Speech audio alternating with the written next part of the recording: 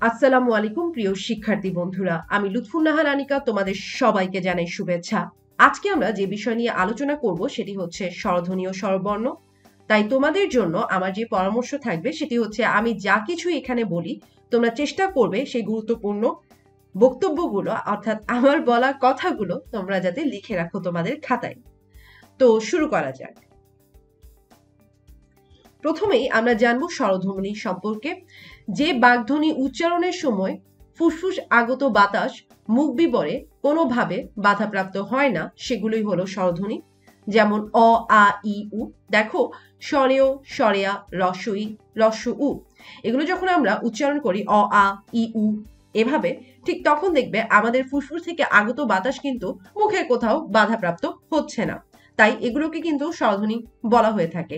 এবং কিছু স্বরধ্বনি উচ্চারণের সময় দেখা যায় বাতাস একই সাথে বাধাহীনভাবে মুখ ও নাক দিয়ে বের হচ্ছে।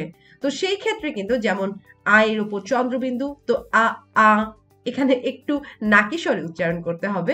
ই এটাও নাকি স্বরে, এ এটাও নাকি স্বরে, ও। তো এই ক্ষেত্রে বাতাস কিন্তু মুখ এবং নাক উভয় দিক থেকে বের হয়। তো এগুলো ব্যাপারেও আমরা কিন্তু আরো বিশেষভাবে পর্যালোচনা করব। তবে এতটুকুই জেনে রাখো যে কিছু কিছু স্বরধ্বনির উচ্চারণের সময় কিন্তু বাতাস একই সাথে মুখ এবং নাক দিয়ে বের হয়। আশা করি তোমরা বুঝতে পেরেছো। দেখো স্বরধ্বনির উচ্চারণে কিন্তু তিনটা বিষয় বিশেষভাবে গুরুত্বপূর্ণ, যেমন জিভের উচ্চতা, জিভের অবস্থান, ঠোঁটের আকৃতি। এই বিষয়গুলো খুবই গুরুত্বপূর্ণ, কেননা এর মাধ্যমে আমরা কিন্তু বুঝতে পারি কোন স্বরধ্বনি কি প্রকারের, কোনটা সম্মুখ স্বরধ্বনি, কোনটা পশ্চাৎ স্বরধ্বনি, কোনটা নিম্ন স্বরধ্বনি, কোনটা গোলাকৃত স্বরধ্বনি, কোনটা অগোলাকৃত স্বরধ্বনি, সে বিষয় সম্পর্কে কিন্তু আমরা জানতে পারি। তো এই বিষয়গুলো নিয়ে থাকছে বিস্তারিত আলোচনা। তো এখন আমরা যে বিষয়টা নিয়ে জানবো সেটি হচ্ছে জিভের অবস্থা।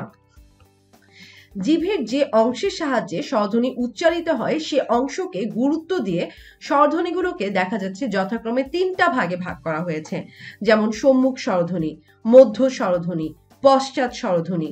তো এই যে জিভের কোন অংশ দিয়ে উচ্চারণ হচ্ছে, এটা কি সামনের অংশ দিয়ে উচ্চারণ হচ্ছে, নাকি জিভের মাঝামাঝি অবস্থায় থেকে উচ্চারিত হচ্ছে, নাকি জিভের পশ্চাতের অবস্থান থেকে উচ্চারিত হচ্ছে, সেই হিসেবে কিন্তু দেখা যাচ্ছে স্বরধ্বনিকে তিনটা ভাগে ভাগ করা হয়েছে। তো দেখো যে যখন আমরা জিভের সামনের অংশ থেকে উচ্চারিত করি, যেমন কিছু স্বরধ্বনির কথা যদি আমি বলি, রস্ব ই হতে পারে, এ হতে পারে, এ হতে পারে, এই স্বরধ্বনিগুলো দেখা যাচ্ছে জিভের সামনের অংশের সাহায্যে উচ্চারিত হয়, তাই এদেরকে কিন্তু সম্মুখ স্বরধ্বনি বলা হয়ে থাকে। আমরা যদি মধ্য স্বরধ্বনির কথা বলি তাহলে দেখো যে আ কিন্তু মধ্য স্বরধ্বনি, যেহেতু দেখা যাচ্ছে জিভ স্বাভাবিক অবস্থায় থেকে অর্থাৎ সামনে কিংবা পেছনে না সরে উচ্চারিত হয় বলে এই আকে কিন্তু মধ্য স্বরধ্বনি বলা হয়ে থাকে। এরপর যদি আমরা দেখি যে পশ্চাৎ স্বরধ্বনি, যেমন অ হতে পারে, ও হতে পারে, উ হতে পারে, এগুলো পশ্চাৎ স্বরধ্বনি। কেন? কেননা এই জাতীয় স্বরধ্বনিগুলো জীবের পেছনের অংশের সাহায্যে উচ্চারিত হয়। তো আশা করি তোমরা বুঝতে পেরেছো যে সম্মুখ স্বরধ্বনিগুলো কোনগুলো, মধ্য স্বরধ্বনি কোনটি এবং পশ্চাৎ স্বরধ্বনিগুলো কোনগুলো। এখন আমরা চলে যাব জিভের উচ্চতায়। দেখো জিভের উচ্চতা অনুসারে কিন্তু স্বরধ্বনিগুলোকে চারটা ভাগে ভাগ করা হয়েছে, রাইট? চার ভাগে। এই বিষয়টা কিন্তু মনে রাখতে হবে। আমরা যেমন দেখেছি জিভের অবস্থা অনুযায়ী তিন ভাগে, জিভের উচ্চতা অনুযায়ী কিন্তু চার ভাগে। এই বিষয়গুলো যাতে তোমাদের মাথায় থাকে, ঠিক আছে? অবশ্য বুঝতে বুঝতেই কিন্তু মাথায় চলেই আসবে। যেমন জিভের উচ্চতা অনুযায়ী আমরা দেখতে পাই উচ্চ স্বরধ্বনি, যেমন ই, উ। তোমরা দেখতেই পাচ্ছ জিভের সর্বোচ্চ অবস্থানে থেকেই কিন্তু ই উচ্চারিত হয়। যেমন এই যে ই ধ্বনি বা উ ধ্বনি, এই ধ্বনি উচ্চারণের সময় জিভ সবচেয়ে উপরে উঠে থাকে, ঠিক আছে? তো এই অবস্থান দেখেই কিন্তু তোমরা বুঝতে পারবে যে ই উ হচ্ছে উচ্চ স্বরধ্বনি। এরপর দেখা যাক নিম্ন স্বরধ্বনি। তো নিম্ন স্বরধ্বনি আমরা যদি বলি, তো নিম্ন স্বরধ্বনি তোমরা দেখতেই পাচ্ছ যে সবচেয়ে নিচে অবস্থান করছে আ।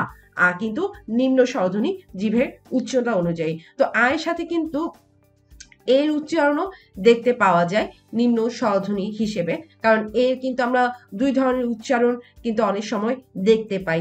যেমন আমরা দেখতে পাই ঠিক এইভাবে, যেমন এক যখন উচ্চারণ করি তখন একরকম, আবার একটি উচ্চারণ করতে গেলে তখন এর উচ্চারণ আরেক রকম। যখন আমরা এক উচ্চারণ করছি তখন কিন্তু এই যে এর যে অবস্থান সেক্ষেত্রে এটি কিন্তু নিম্ন স্বরধ্বনি বলা যেতে পারে, কিন্তু আমরা যখন একটি বলছি তখন সেক্ষেত্রে কিন্তু এর যে অবস্থান তখন সেক্ষেত্রে এটাকে কিন্তু উচ্চ মধ্য স্বরধ্বনি বলা যেতে পারে। তো তোমরা বুঝতেই পারছো যে নিম্ন স্বরধ্বনিতে মূলত একে কিভাবে রাখা হয়েছে আমি তোমাদেরকে বিশ্লেষণ করে দিলাম। তো উচ্চ মধ্য স্বরধ্বনি যদি আমরা বলি, উচ্চ মধ্য স্বরধ্বনি হচ্ছে, তোমরা দেখতেই পাচ্ছ উচ্চ মধ্য অবস্থানটা কি, এর অবস্থানটা মূলত এখানে আমরা উচ্চ মধ্য অবস্থানে দেখতে পাচ্ছি। তো এই জাতীয় স্বরধ্বনির উচ্চারণের সময় দেখা যাচ্ছে জিভ নিম্ন স্বরধ্বনির তুলনায় উপরে থাকে, তো সেই ক্ষেত্রে কিন্তু উচ্চ মধ্য স্বরধ্বনি বলা হয়ে থাকে। তো আশা করি তোমরা বুঝতে পারছো, ঠিক আছে। যেমন এ ও। আবার যদি আমরা নিম্ন মধ্য স্বরধ্বনি বলি সেটা হচ্ছে এ ও। তো এখানে দেখো নিম্ন মধ্য স্বরধ্বনির অবস্থানটা কোথায়। তো এসব স্বরধ্বনি উচ্চারণের সময় দেখা যাচ্ছে জিভ উচ্চ মধ্য স্বরধ্বনির তুলনায় নিচে এবং নিম্ন স্বরধ্বনি থেকে উপরে উঠে থাকে। তো আশা করি তোমরা বুঝতে পেরেছো যে জিভের উচ্চতা অনুযায়ী কিভাবে স্বরধ্বনিগুলোকে 4টি ভাগে ভাগ করা হয়েছে। এখন আমরা জানবো ঠোঁটের অবস্থা অনুযায়ী স্বরধ্বনির প্রকারভেদ। এটাও কিন্তু বেশ গুরুত্বপূর্ণ। ঠোঁটের অবস্থা অনুযায়ী স্বরধ্বনির উচ্চারণ কিন্তু দু ধরনের, ঠিক আছে। যেমন গোলাকৃত স্বরধ্বনি, তোমরা দেখতেই পাচ্ছ গোলাকৃত স্বরধ্বনিটা কিরকম। যেমন দেখো অ এর উচ্চারণ, ও এর উচ্চারণ, উ এর উচ্চারণ, সেই ক্ষেত্রে ঠোঁটের অবস্থা কিন্তু গোলাকৃত হয়ে যাচ্ছে, ঠিক আছে। মানে ঠোঁটের অবস্থা গোলাকার হয়ে যাচ্ছে, ঠোঁট গোলাকৃত হচ্ছে। তাহলে সেই ক্ষেত্রে এই যে অ ও উ এই উচ্চারণ, এদের উচ্চারণ কিন্তু আমরা দেখতে পাচ্ছি এদের উচ্চারণ ভেদে এদেরকে গোলাকৃত স্বরধ্বনি বলা যেতে পারে। এরপর যদি আমরা দেখি অগোলাকৃত, এখানে অগোলাকৃতি না অগোলাকৃত, ঠিক আছে। তো অগোলাকৃত স্বরধ্বনি হচ্ছে হ্রস্ব ই, এ এবং এ, এদেরকে কিন্তু অগোলাকৃত স্বরধ্বনি বলা যেতে পারে, কারণ তোমরা দেখতেই পাচ্ছ ঠোঁটের অবস্থান কিন্তু গোল না বরং অগোল, ঠিক আছে। তাহলে সেই ক্ষেত্রে এদেরকে বলা যেতে পারে অগোলাকৃত স্বরধ্বনি। আশা করি তোমরা বুঝতে পেরেছো। এইবার আমরা স্বরধ্বনির উচ্চারণ কাল সম্পর্কে একটু জানি। দেখো যে স্বরধ্বনি বিচারে উচ্চারণ কালকে অবশ্যই আমাদেরকে গুরুত্ব দিতে হবে, কারণ সেই উচ্চারণ কাল অনুযায়ী কিন্তু যে দেখা যায় স্বরধ্বনি হ্রস্ব বা দীর্ঘ হয়ে থাকে। তো এই বিষয়টি কিন্তু তোমাদেরকে মনে রাখতে হবে। অবশ্য দেখা যায় যে আমাদের মানে এইটা বাংলা ভাষায় খুব একটা এই হ্রস্ব দীর্ঘ স্বরধ্বনির প্রভাব আমরা দেখতে পাই না, যতটা না আমরা ইংরেজি ভাষায় দেখতে পাই। যেমন খেয়াল করো যে আমরা যদি ইংরেজিতে লিখি, যেমন বিট, বিট, এই যে ইংরেজি BIT বিট, এই ক্ষেত্রে কিন্তু উচ্চারণটা হ্রস্ব, ঠিক আছে। আর কিন্তু আমরা যদি লিখি BEAT তাহলে বিট, এই ক্ষেত্রে এই উচ্চারণটা কিন্তু দীর্ঘ। তাহলে এই ক্ষেত্রে কিন্তু লক্ষ্য করা যায়। বাট আমরা দেখা যাচ্ছে যদি আমি নদী লিখি, মনে করো নদী, আর সেক্ষেত্রে আমরা কিন্তু এরকম বলি না নদী, আমরা কিন্তু একেবারে দীর্ঘ উচ্চারণ করি না, যদিও এখানে দীর্ঘ ইকার মানে ব্যবহৃত হচ্ছে, কিন্তু উচ্চারণের ক্ষেত্রে কিন্তু আমরা হ্রস্ব ইকারের এটাকে প্রাধান্য দিচ্ছি, জাস্ট আমরা বলছি নদী। তাহলে দেখা যাচ্ছে যে বাংলা ভাষায় কিন্তু সব স্বরই কিন্তু হ্রস্ব।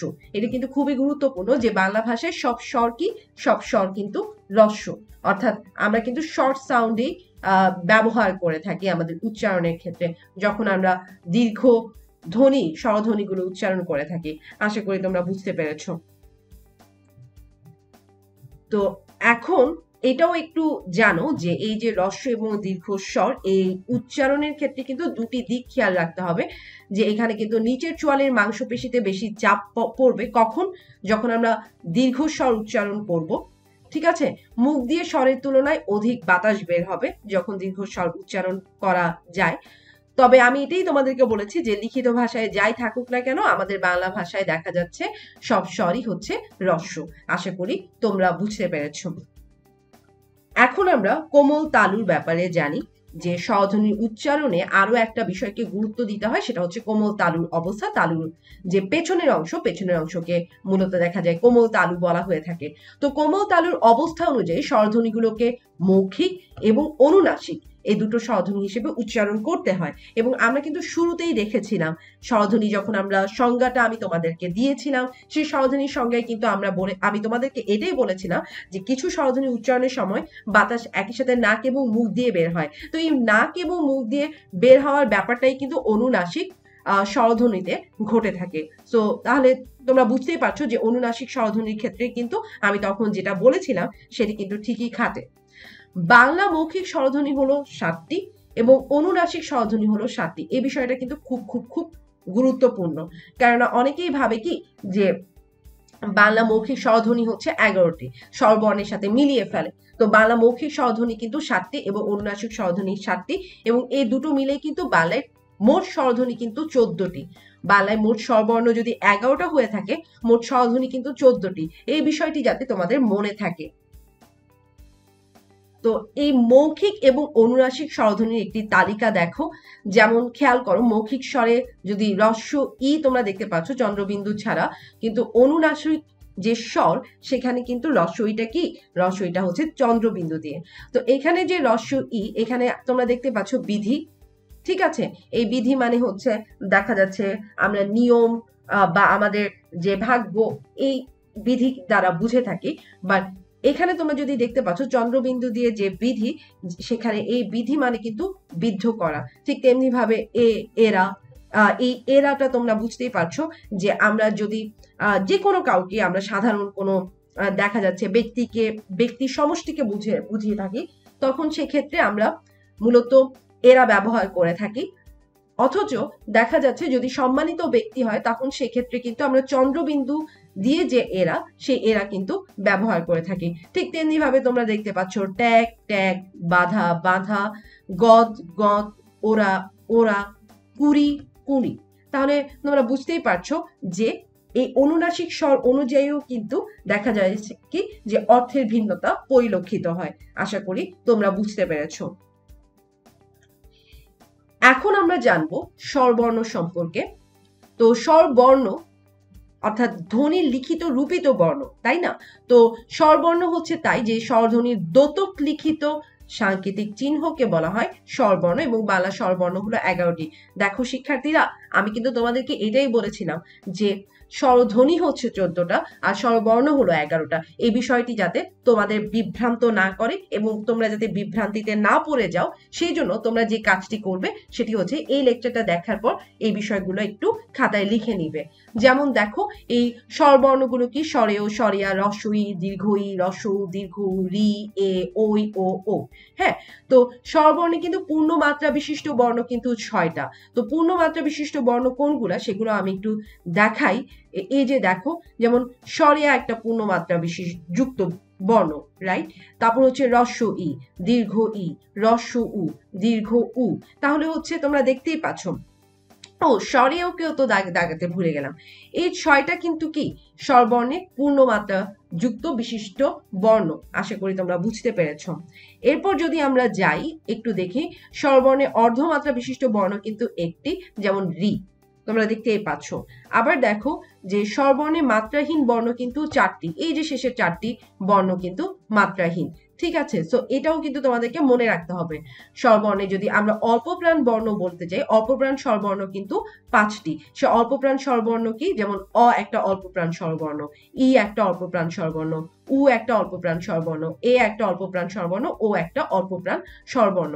আর বাকি মহাপ্রাণ স্বরবর্ণ হচ্ছে 5টি, রি ব্যতীত বাকি যেগুলো দেখতে পাচ্ছ, যেগুলোতে আমি গোল চিহ্ন করিনি, সেগুলো হচ্ছে মহাপ্রাণ স্বরবর্ণ।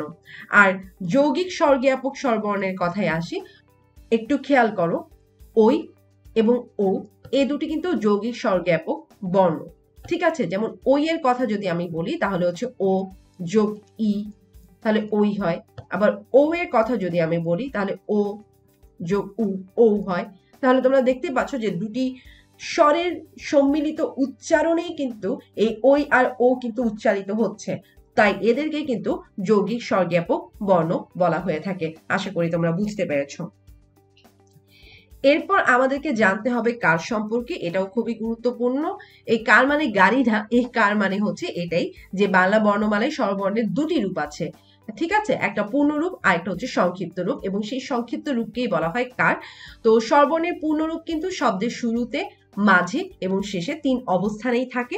কিন্তু দেখা যাচ্ছে আমরা যখন কার ব্যবহার করি, তো স্বরধ্বনি যখন ব্যঞ্জন ধ্বনির সঙ্গে যুক্ত হয়ে উচ্চারিত হয়, তখন স্বরবর্ণের সংক্ষিপ্ত রূপ বা কার ব্যবহৃত হয়। যেমন আমরা যদি বলি মা, তাহলে সেই ক্ষেত্রে কিন্তু আমরা ম ব্যঞ্জন ধ্বনির সাথে আ, দেখা যাচ্ছে আ উচ্চারিত হচ্ছে, তবে আমরা এখানে আয়ের সংক্ষিপ্ত রূপ আকার দেখতে পাচ্ছি। তো আশা করি তোমরা বুঝতে পারছো যে এই যে কার, এই কারটা আসলে কি।